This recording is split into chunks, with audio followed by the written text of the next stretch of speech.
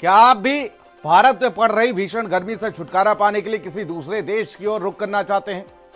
अपनी छुट्टियों के आनंद का अनुभव करना चाहते हैं? क्या आप किसी यूरोपीय देश में ठंडी वादियों में जाने का प्लान कर रहे हैं? तो आपको सावधान रहने की जरूरत है, क्योंकि यूरोप, जहां कभी ठंडी हवाओं और सुकून भरी छुट्टियों के सपने बेचे जाते थे, आज वही यूरोप आसमान से बरसती आग में झुलस रहा है। फ्रांस, स्पेन, इटली और ब्रिटेन में तापमान रिकॉर्ड तोड़ रहा है। लू ऐसी कि सांस लेना भी मुश्किल हो गया है। फ्रांस में एक ही दिन में 18 मौतों का आंकड़ा भी सामने आया है। सड़कें सुनसान हैं, स्कूल बंद है, अस्पतालों में भीड़ बढ़ती जा रही है। लोग इसे नरक का छोटा रूप कह रहे हैं। रिपोर्ट के जरिए देखिए।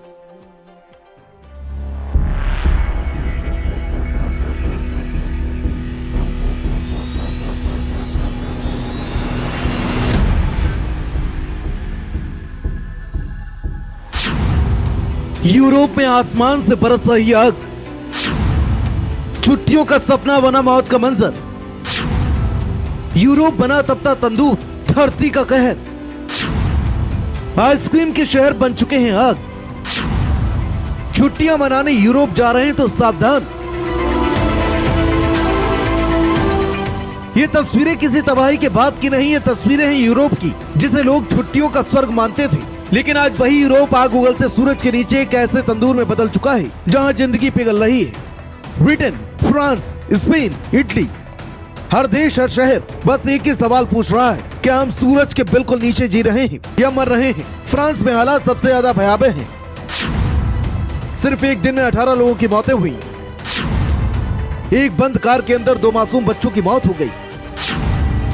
गर्मी से बचने के लिए जो लोग नहाने गए, उसमें डूबने से 40 लोगों की मौत हो गई। जहां हवा नहीं पहुंची, वहां जिंदगी दम तोड़ गई। बुजुर्ग, युवा, बच्चे, कोई भी सुरक्षित नहीं बचा।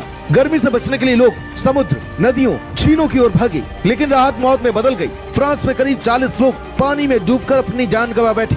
यानी जहां लोग ठंडक ढूंढ रहे थे, वहीं जिंदगी डूब गई। चलिए आपको बता दें कि यूरोप के किस देश में कितना तापमान है। स्पेन की बात कर ले तो तापमान 44 डिग्री सेल्सियस तक पहुंच चुका है, जबकि एल ग्रेनाडो में 46 डिग्री सेल्सियस तक के रिकॉर्ड स्तर को छू चुका है। फ्रांस की बात करें तो फ्रांस में पोइटियस और ब्रोडो में तापमान 41 डिग्री सेल्सियस से 42.2 डिग्री सेल्सियस दर्ज किया गया। पेरिस में भी तापमान 37.7 डिग्री सेल्सियस के पार कर गया। जर्मनी की बात करें तो जर्मनी के बर्लिन और देश के दक्षिणी पश्चिमी हिस्सों में तापमान 38 डिग्री सेल्सियस से 39 डिग्री सेल्सियस के आसपास है। ब्रिटेन की बात करें तो इंग्लैंड और वेल्स में तापमान 38 से 39 डिग्री सेल्सियस तक पहुंचने की आशंका के चलते मौसम विभाग ने एम्बर अलर्ट जारी किया है।